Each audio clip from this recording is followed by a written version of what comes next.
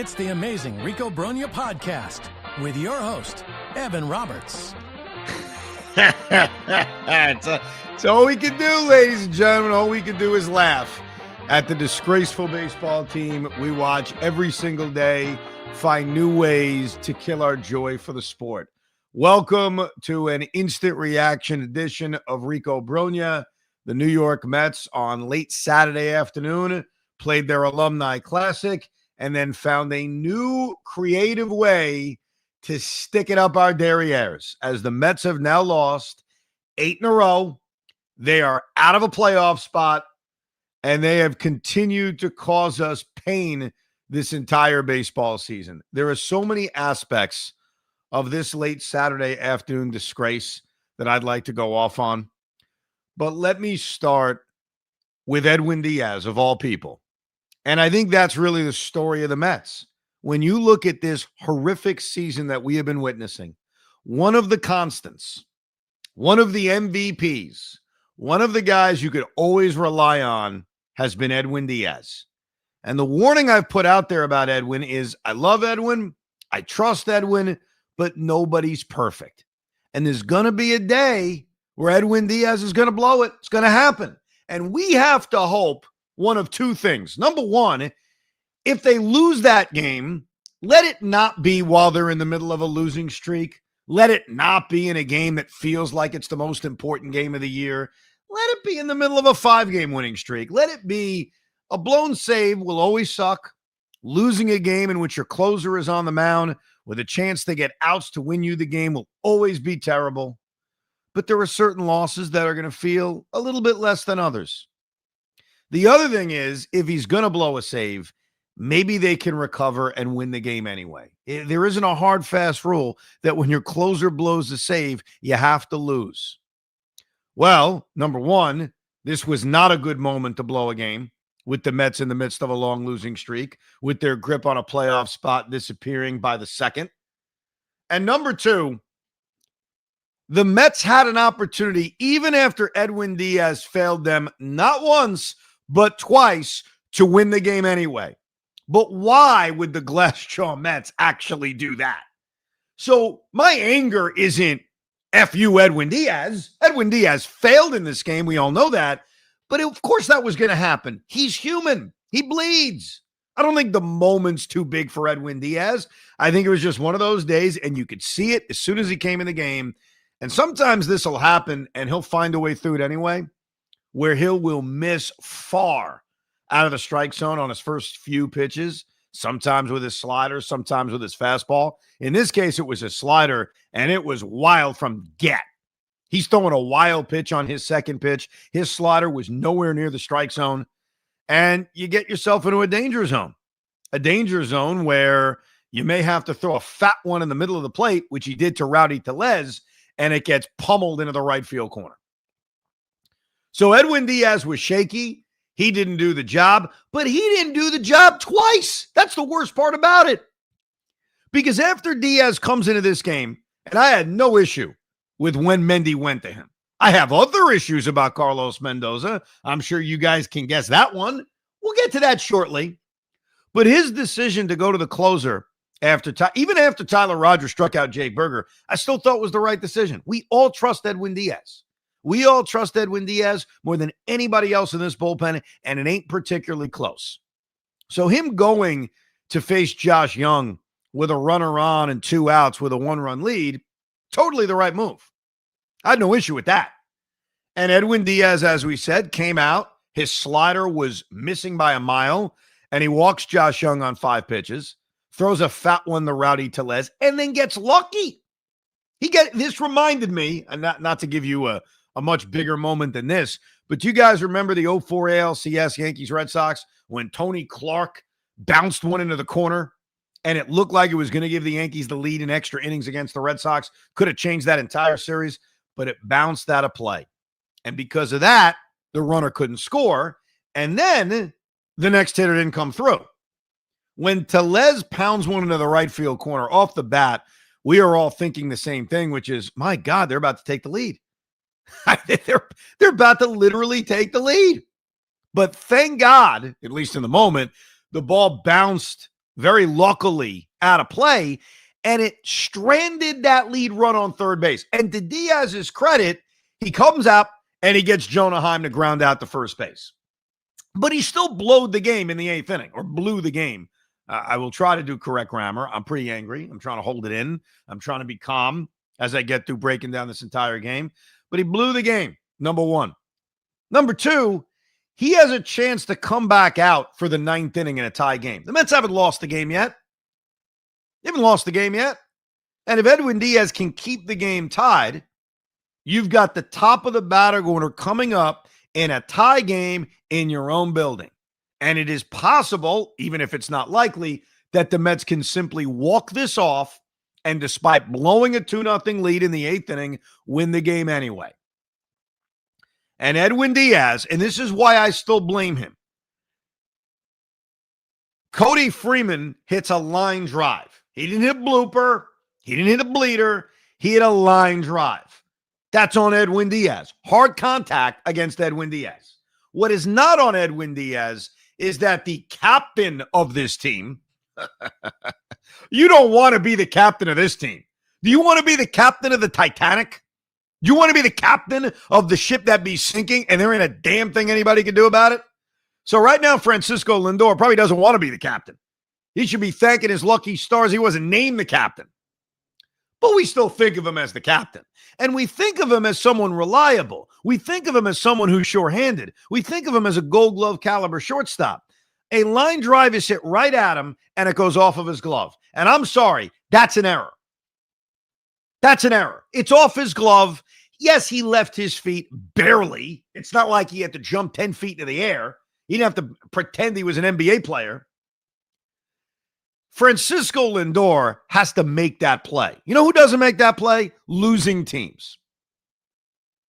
So Edwin Diaz gave up hard contact to a guy named Cody Freeman, and Francisco Lindor couldn't catch it.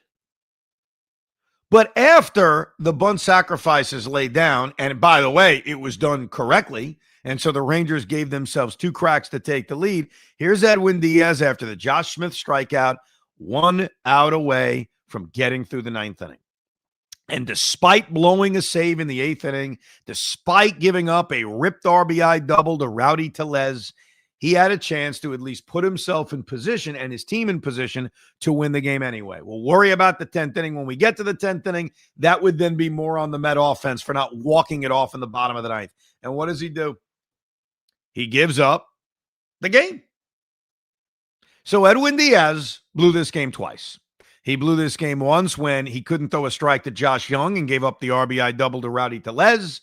And he blew this game a second time when, with 2 outs and a runner in scoring position, he gave up the RBI single to Wyatt Langford.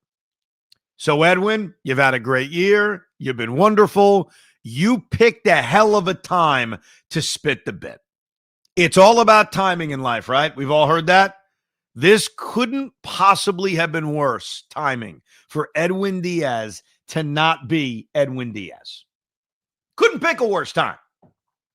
So we get him out of the way. Now let me refocus more on Francisco Lindor. Francisco Lindor did so much for us a year ago. We will always love 2024 Francisco Lindor. How could we not? The home run in Toronto, the home run in game 161, the grand slam against the Phillies. And those are just like the ones that are in bold. There were so many other incredibly clutch moments by Francisco Lindor. And again, I say to Francisco, thank you for that. But this season, he is an enigma.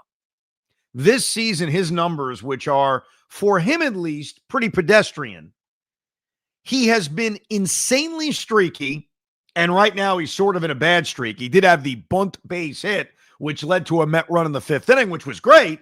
But outside of that, he did nothing offensively, and he couldn't hold on to a ball that was hit right at him. And if this was a year ago, because he's not perfect, nobody's perfect, we get that. If this was a year ago when he came up in the bottom of the 9th inning down by a run, he would have at least gotten on base. He would have at least, drew a walk or doubled up the alley, or dare I say, erased his miscue with a game-tying home run. And what does he do against the immortal Phil Maton of all people? He strikes out. Francisco Lindor is as big a part of the problem as anybody else. And we shouldn't be uncomfortable saying that. That doesn't mean we don't appreciate what he did last year. That doesn't mean I'm demanding they trade him during the offseason. I'm just calling it like it is. He is a part of the problem. They're all a part of the problem. But that ninth inning killed me.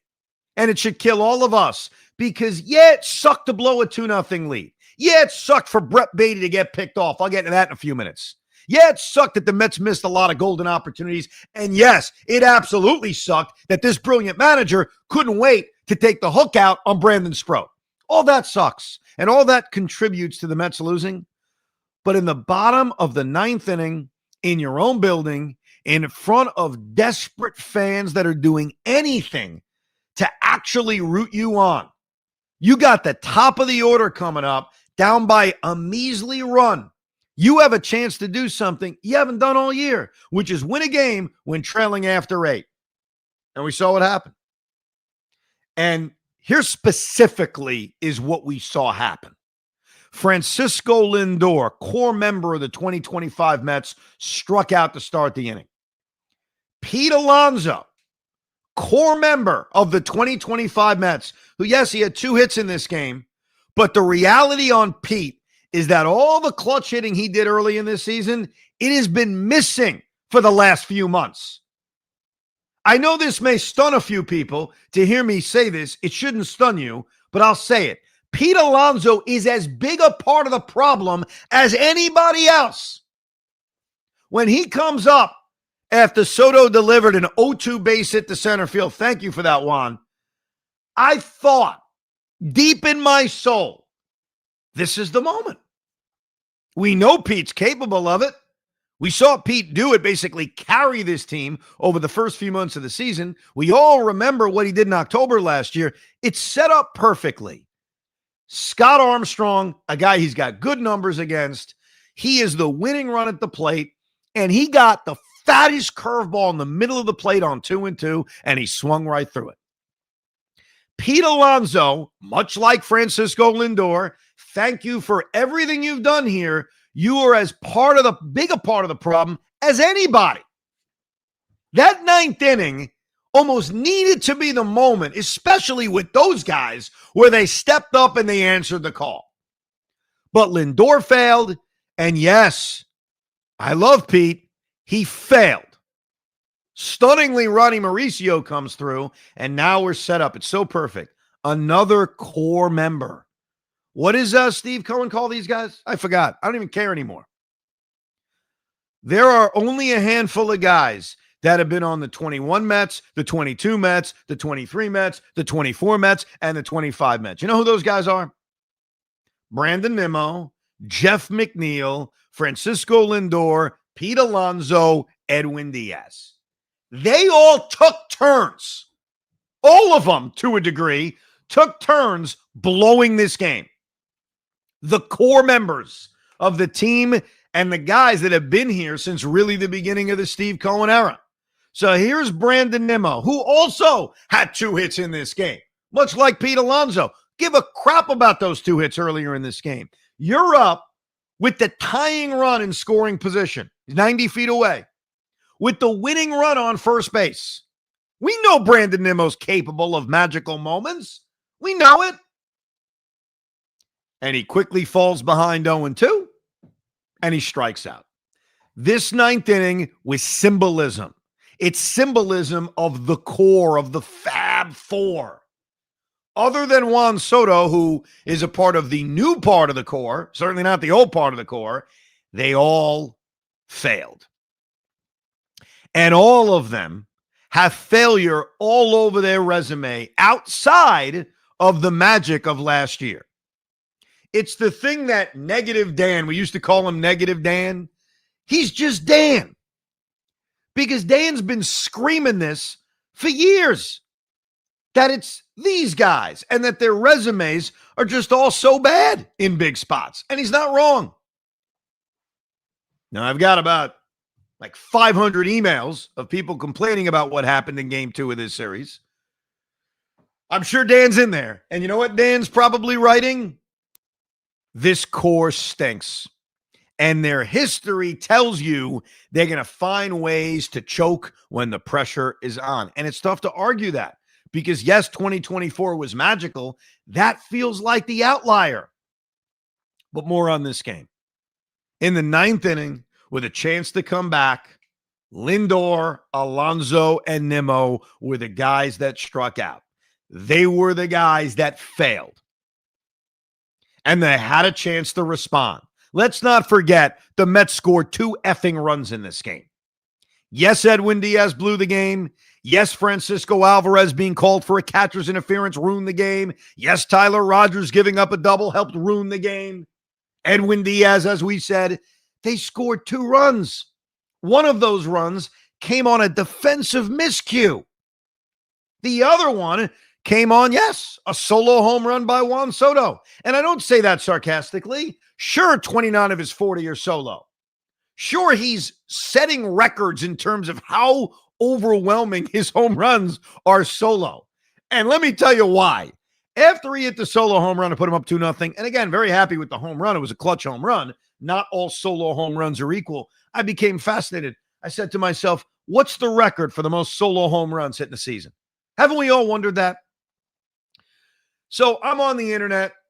I'm live on this game. I was behind to begin with. I was not at Citi Field. I get to that later. So I catch up. I'm during a commercial break. I need to find out. According to, and it's not overly reliable, but according to the internet, the record for solo home runs in a season is 35. Set by Barry Bonds, not surprising. And another guy who had a big year like that was Richard Hidalgo, not with the Mets, but Richard Hidalgo, a former Met. 35 is the record for the most solo home runs in a year. Juan's hit 29 of them.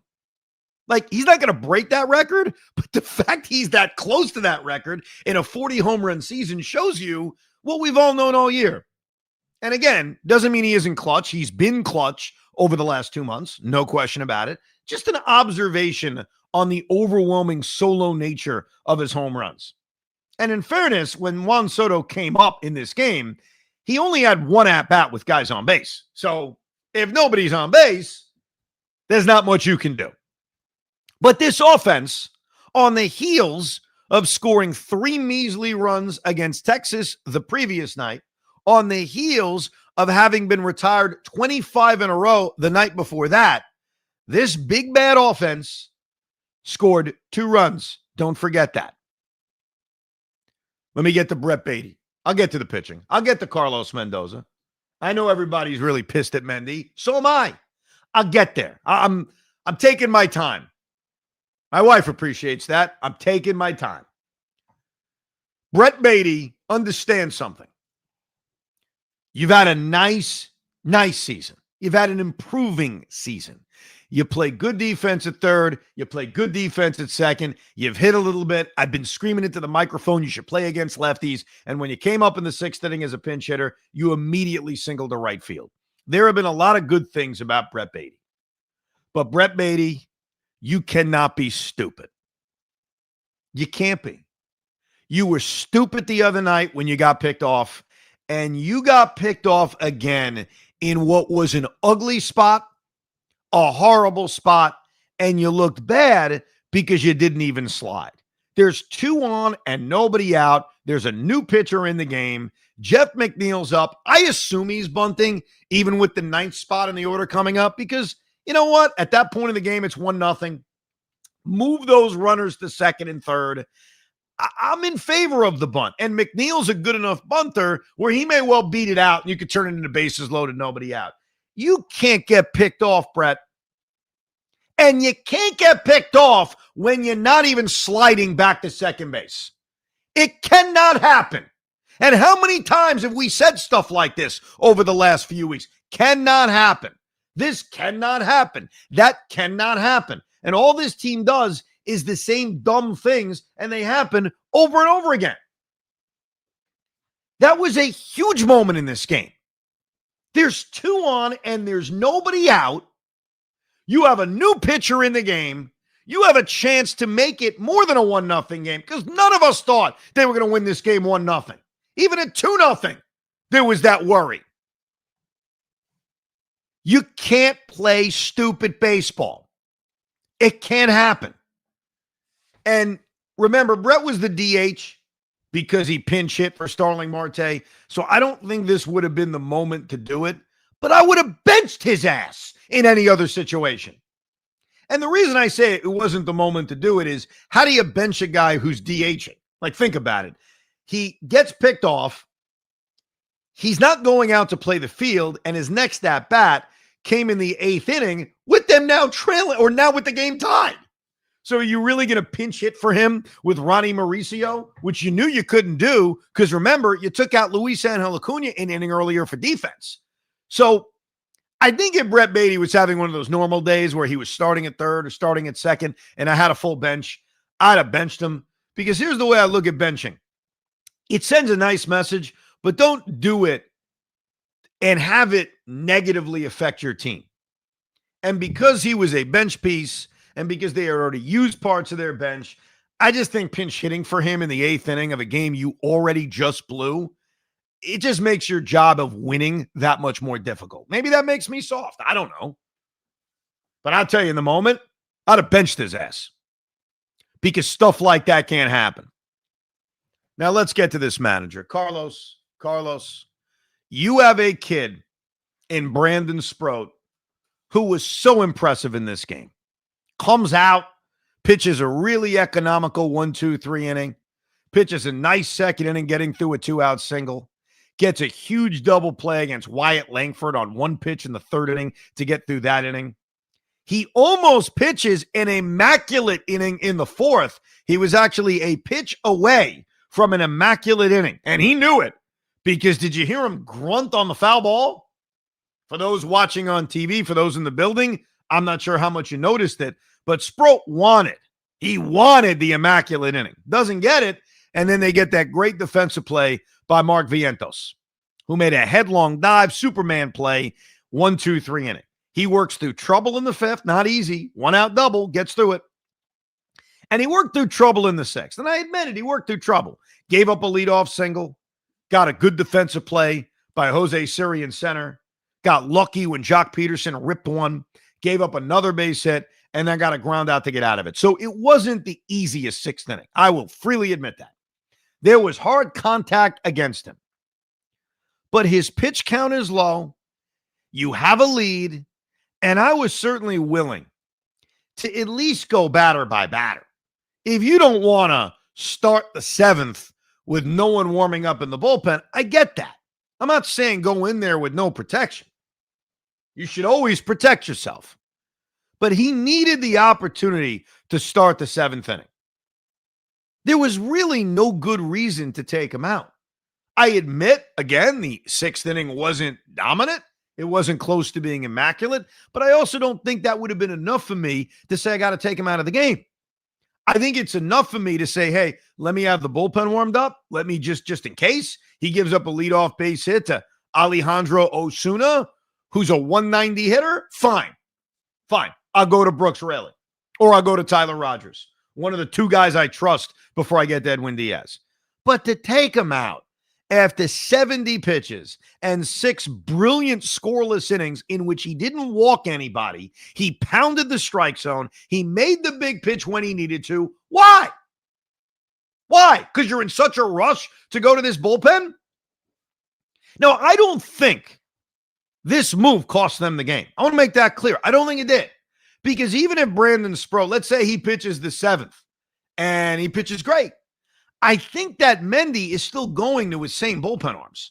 Like, I think he just would have skipped Raley and gone to Tyler Rogers in the 8th inning and done the exact same thing with Edwin Diaz eventually coming into the game. So it's not one of those moves that I can pinpoint directly and say it cost him the game, but there was no reason to take him out. No reason. And this is a rare time I'll say this. When I do the Rico, I like to listen to Mendy's post games. I like to listen to the post games. I could not listen to it. I chose not to. And maybe that makes me a little bit less informed today doing the Rico. I don't care. I can't listen to it anymore. I can't listen to tout in the room. We'll be fine. We're good. Battle. I don't want to hear it. Words mean nothing. You guys, respectfully, are losers until proven otherwise. That's what this team has become. And it saddens me to say that. Because in April and in May and June, we love this team. And what they earned last year with their battling and their toughness, we all want to love this team. But now, and it ain't personal, we're just calling out this team for what they are. And let me give the Mets some advice. They don't listen to me. Couple of things. Number one, and I've given this advice to every team, so I don't have bias towards me being a season ticket holder. But if your team misses the playoffs, you should not be allowed to raise ticket prices. The Jets have done it, loser franchise. The Giants have done it. They've become a loser franchise. There are only two franchises in this town who have a pact with their fans, which is we will not raise ticket prices if we miss the playoffs. The Rangers and the Knicks. So for whatever anyone wants to say about James Dolan is the only owner in this town who at least says, hey, if we don't win, we won't charge you more. Well, the Mets aren't going to do that. They're going to charge you more. But that's not even what my issue is. Here's my issue. Stop bragging about attendance. Shut up. Clam up. Because you called us out. You said, come to the ballpark. I've spent a lot of money, and you did. Steve Cohen didn't do anything wrong. He spent his money. Well, he did the raising of the ticket prices wrong. You did your job. We did our job. But you don't need to brag about it when your team is in the midst of a collapse. No one wants to see it. No one wants to hear it. No one wants to look at it. So stop putting on the scoreboard. Ooh, we're going to hit 3 million. It's just a reminder that we all wasted our money on this. That's all it is. It's like you're rubbing it in. It's like you say, oh, look at these schmucks. We took all their money. And what do they have to show for it? So enough of it. With all due respect, enough of it. We don't need you bragging about your attendance. You didn't do anything. We did it. So that's another thing that annoyed me. Honestly, we're just all annoyed because the team is collapsing. They're collapsing before our eyes. You want some emails? Here's some emails. Jason writes, as frustrated as you are about the 2025 Mets epic collapse, there's one silver lining if they miss the playoffs. WFAN will be must-listen radio as everyone will tune in to listen to you and your colleagues absolutely roast the Mets. I guarantee your ratings will go up 100-fold if the Mets complete their epic collapse and fail to reach the playoffs. Thank you. I don't care. I mean, I do care, but I don't care. Josh writes, I've been positive the majority of the year. I'm done being positive. It's too exhausting. The Phillies killed this team. Can't wait to be laughed and spat out once in the offseason. Things were supposed to be different under Steve Cohen. He better be ready for the stadium to be empty next year. And he's raising ticket prices. It's going to be worse. I mean, it's going to be worse than you could imagine. Kevin writes, 07-08 comparisons. Let's look into the future and the past simultaneously, shall we? Mets run differential in 07 plus 54. Mets run differential in 25 plus 49. 07, biggest weakness down the stretch, the bullpen by far, and the starting pitching unable to go deep into games. 21 games blown in 07, already 25-25. They were unable to win close games, and the offense looks flat. At least we can close out the season with a softer season, just like in 07 against the Marlins or 08 against the Marlins. Luckily, our last 08, a 3-game series against the Marlins. The parallels are too strong. Hopefully, Stearns learns from this offseason. Stop shopping in the bargain bin for starters and regroup.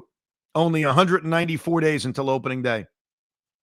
Boy, I tell you, the fact that we're getting countdowns to opening day is a problem. That's a big problem. Here's the other difference between 07 and this team. Does anyone think they're even going to be in position to make the playoffs in that final weekend? Like, they may fall out of it. And I know that sounds crazy, but why would it be crazy? They've lost 8 in a row. They're out of a playoff spot. So if this continues, and remember, they're facing the Padres, They're facing the Nationals, a team they just lost the series to. They're facing the Cubs on the road. Like, if this continues to get bad, they may not have those Miami games matter. Could you imagine? Delvis writes, Todd Zeal was right. 2 weeks ago, I liked Vientos at DH, Beatty at second, Mauricio at third, McNeil in center field. Bats learn to play for more playtime. Let the bats play. Ronnie Mauricio's barely played. That was a really good at-bat. I guess that's the one silver lining you could find in this game, the at-bat he had in the ninth inning. Maybe they should go take another look at him. Chris writes, Mendy blew the game. I recognize that Beatty getting picked off, catcher's interference, and Lindor not catching a line drive and no clutch hitting contributed mightily to this loss. However, taking Sproat out after 6 was criminal. All we've been talking about all year is for starters to go deep. Sproat threw 70 pitches through 6. Yes, he was still hit a little bit harder in the 6th, but he could have gone 7, if not 8 innings. And you at least have to let him start the 7th and let him go until someone gets on base. Worse than all this, Mendy still in his press conference said he took Sproat out because his velo was down. Well, that's a bit of an untruth and a creative cover for him. Sproat only threw 1 pitch in the 6th. That was a fastball, and it was 94. So yes, it was down a bit, but it was 1 pitch.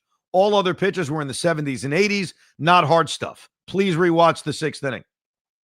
Taking Tyler Rogers out when he did was less egregious than taking Sproat out, but he should have let Rogers in as he was pitching well and throwing strikes. He had catcher's interference and a line drive over Acuña's head that I think Vientos or Beatty, being much taller, might have caught. I realize Mendy can only work with the players Stearns provides, but Mendy continues to make an awful lot of mistakes and bad decisions with the players he does have.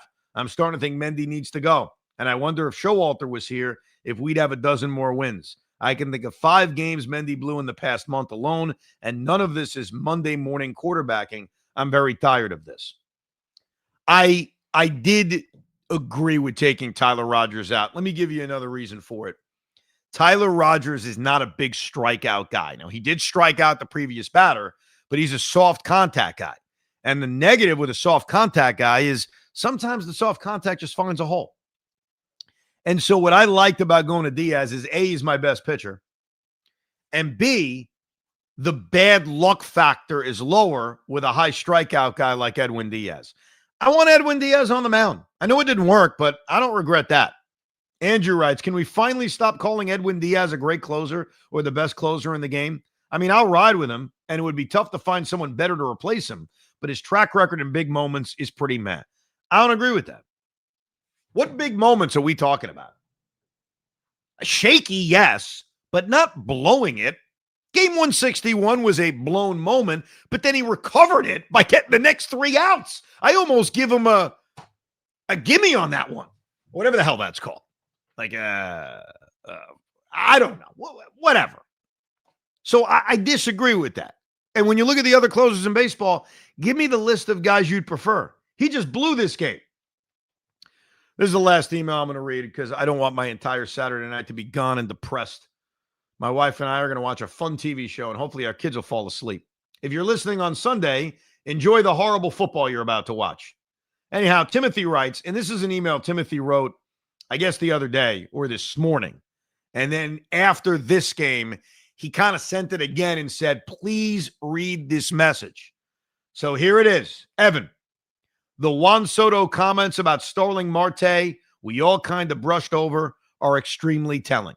This guy is sitting there laughing with Christopher Sanchez from across dugouts, who absolutely dominated us that day during Peterson nearly blowing the game. I don't care if it's your goddamn brother's sister's cousin. He's a Philly. I swear the fans hate the Phillies more than anybody on this damn team, aside from maybe Jeff McNeil, who's the only player who gives a damn. If Juan Soto is coming out and saying, no, he's the actual leader, is that not telling about the clubhouse? First, the guy stinks. Second, he jokes around constantly and has been saying many times, laughing and making jokes during losses. No, the real captain was David Wright, who said, I would not speak to a single player on the Phillies.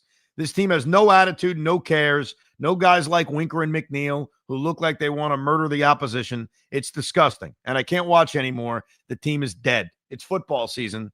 And then he ruins the email by saying, go Cowboys.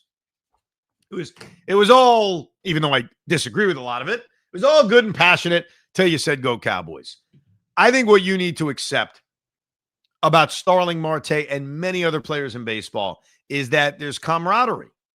It's not that hatred. And when you get that hatred that David Wright explained, it's rare.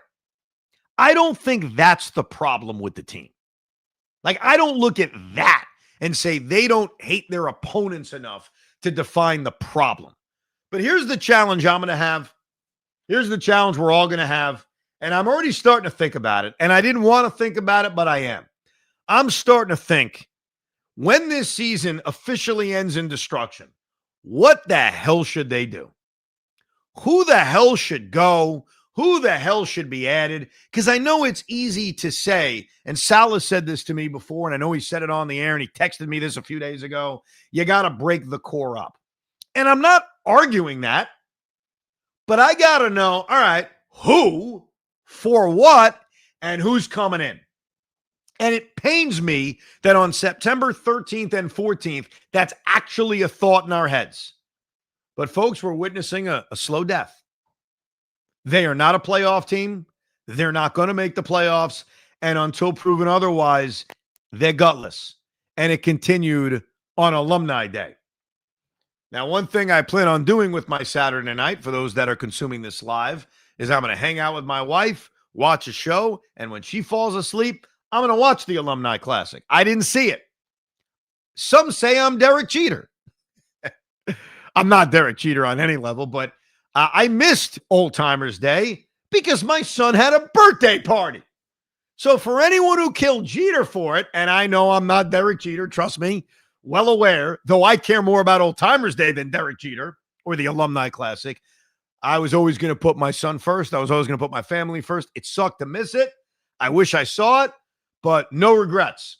So that's why I wasn't at the game, and I can't wait to watch what the hell happened in it, because I can guarantee I'll have more joy watching a bunch of old men run around in the Shea Stadium versus Citi Field game than I did continuing to watch this baseball team. And I'll leave you with this. I said it to my wife when this game ended. I'll say it to the Rico audience. This Met team makes me hate baseball. It makes me not want to watch baseball, and it makes me just not want to care anymore. Now, I do care. There'll be another Rico Brogna recapping this series sometime Sunday, but I wish I didn't care. I wish I never watched the New York Mets, because more times than not, they give us this kind of aggravation and pain. With that said, thanks for hanging out with us on this impromptu, instant reaction. We're depressed. The sky is falling. This team sucks edition of Rico Brogna. We hope you enjoyed this episode of the Rico Brogna podcast. It's amazing, isn't it? Make sure you download it now to keep it on you at all times.